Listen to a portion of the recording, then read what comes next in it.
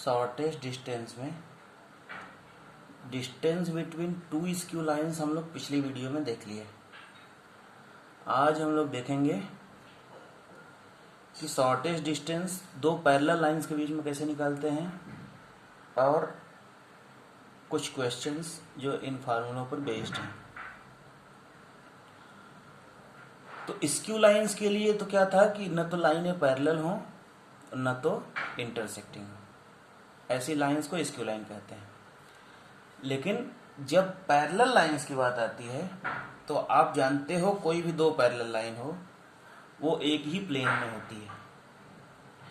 जब parallel line है तो लाइन को हम डिस्क्राइब करने के लिए क्या करते थे कि एक पॉइंट से पास कर रहा हो और एक वेक्टर के पैरेलल हो। मान लीजिए कि ये लाइन है L1 और ये लाइन है L2। ठीक,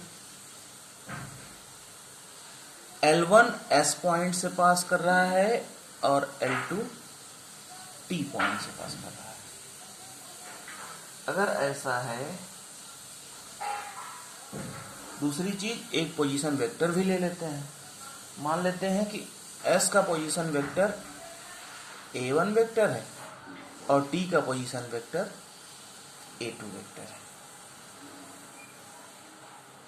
ठीक है, इसको थोड़ा डिस्क्राइब कर दिया जाए कि late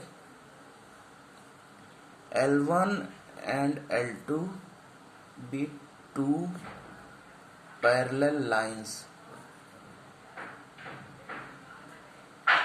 and let the equation of these lines be, क्या हो गया, vector R is equals to A1 plus lambda B and vector R equals to A2 plus mu B। Vector sine लगा दिए, ये दोनों लाइनों का इक्वेशन हो गया। अब आप ये कहोगे कि सर अभी तक तो हम A1 प्लस लैम्डा B1 और A2 प्लस म्यू B2 लेते थे। B1 और B2 आप तब लेते हो जब दो अलग अलग लाइनें हों और वो दोनों अलग अलग लाइनों के पैरेलल हों। तो वो पैरेलल लाइंस हुआ करती थी B1 और B2। यहाँ पे आप पहले से ही डिसाइड कर रहे हो कि दोनों पैरेलल हैं एक दूसरे के। तो अगर एक लाइन दूसरे के पैरेलल है और ये तीसरी लाइन है, आपने ये कहा कि जो L1 है वो वेक्टर B के पैरेलल है। हम मान लिए कि ये जो पेन है ये वेक्टर B है, तो L1 B के पैरेलल हुआ और L2 L1 के पैरेलल है, तो L2 भी तो इसके पैरेलल होगा। इसलिए दोनों ही लाइनों में वेक्टर B ले लिए। तो पहली लाइन का इक्वेशन हुआ R equals to A1 plus lambda B1 और दूसरी लाइन का हुआ R equals to A2 plus mu B2। Where, अब फिगर में तो आप लिए हो लेकिन अभी नहीं बताया हो, where A2 is position vector point S on L1 and A2 नहीं A1। A2 is position vector of point T on L2। ठीक है, पोजीशन वेक्टर डिसाइड हो गया। अब क्या किया जाए, अगर S और T को मिलाएं, S और T को मिलाएं, चूंकि देखो S और T दोनों रैंडम पॉइंट हैं तो हम ये कभी नहीं दिखा सकते कि ये दोनों शॉर्टेस्ट हो जाएंगी। परपेंडिकुलर लाइन ये नहीं बना सकते किसी हालत में, इसलिए हमको ऐसा बनाना पड़ेगा कि वो परपेंडिकुलर नहीं बल्कि अलग लाइन है। तो शॉर्टेस्ट डिस्टेंस जो होगा, then shortest distance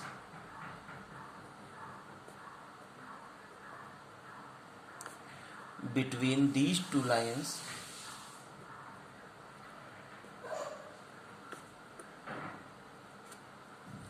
will be such that the perpendicular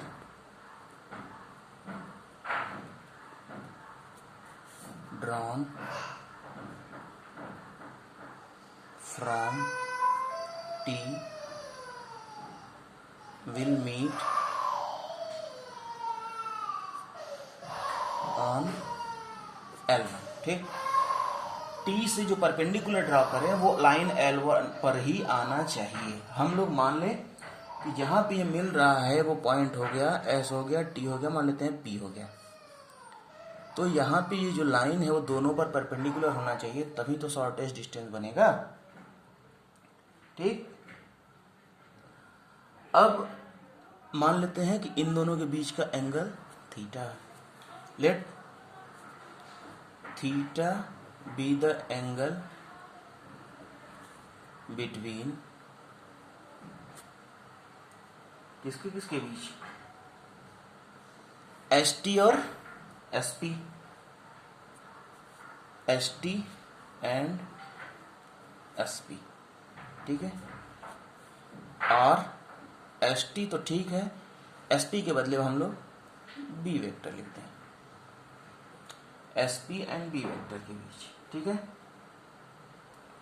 then B cross S T कितना होगा? By definition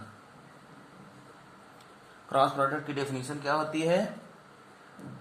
B cross S T, A cross B is equal to A B sine theta into N unit vector. तो यहां पे हो गया B S T sine theta और unit vector N. ठीक है, बी और एस टी का अगर क्रॉस प्रोडक्ट लेते हैं तो बाय डेफिनेशन वो आता है B mod S T sine theta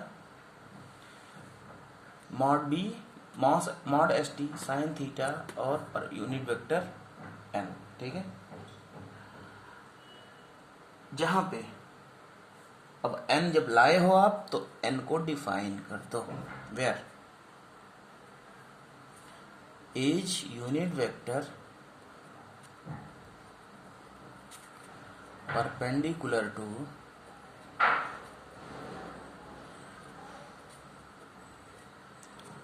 B and S T.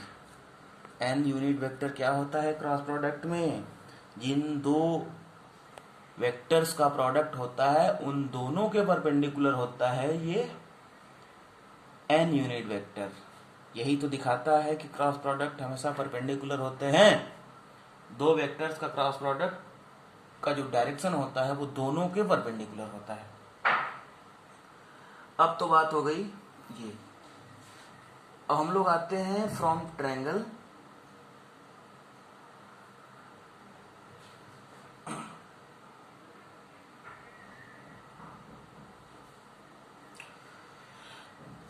यहां से B into S T. S T को बट वी नो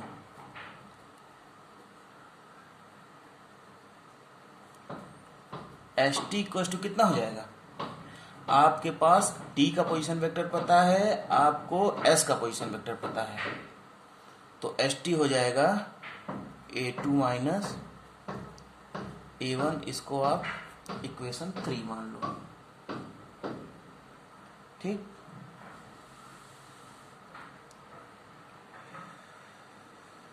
अब क्या करें?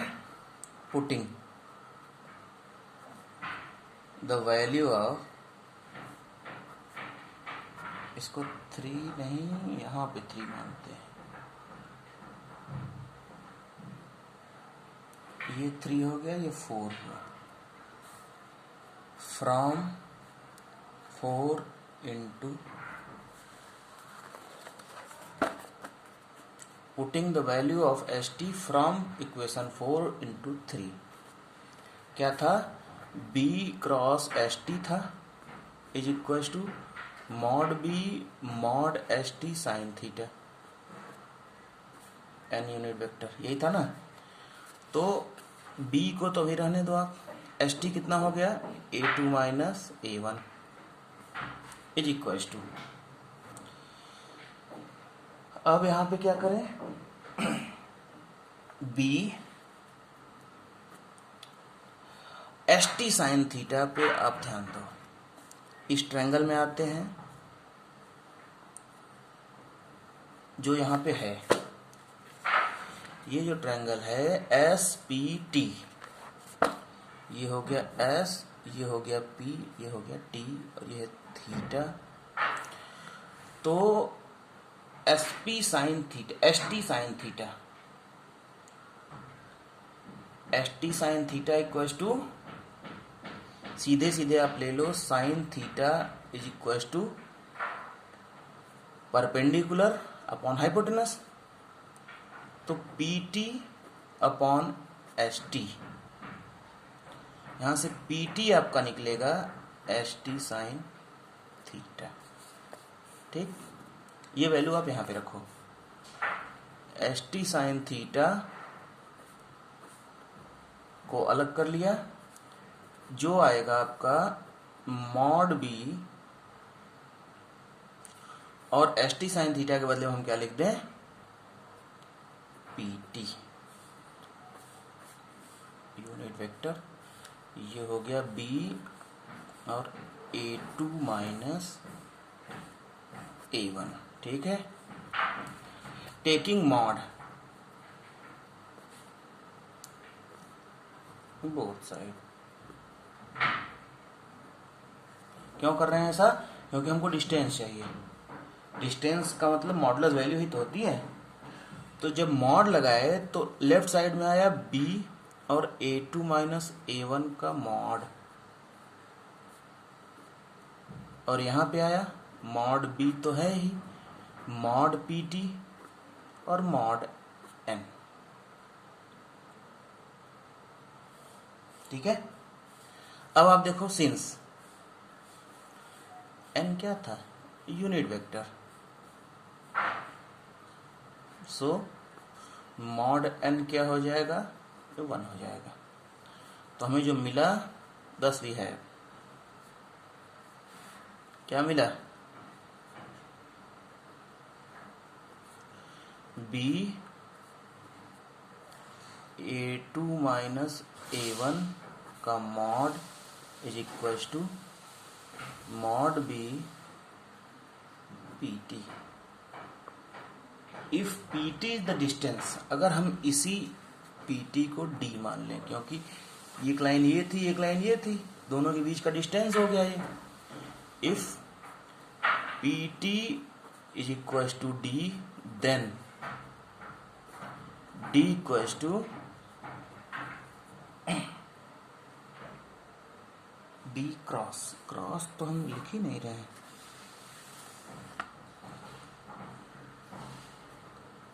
b क्रॉस एस टी, यहां पर भी है, यहां पर भी है, यहां पर भी है, यहां पर भी है,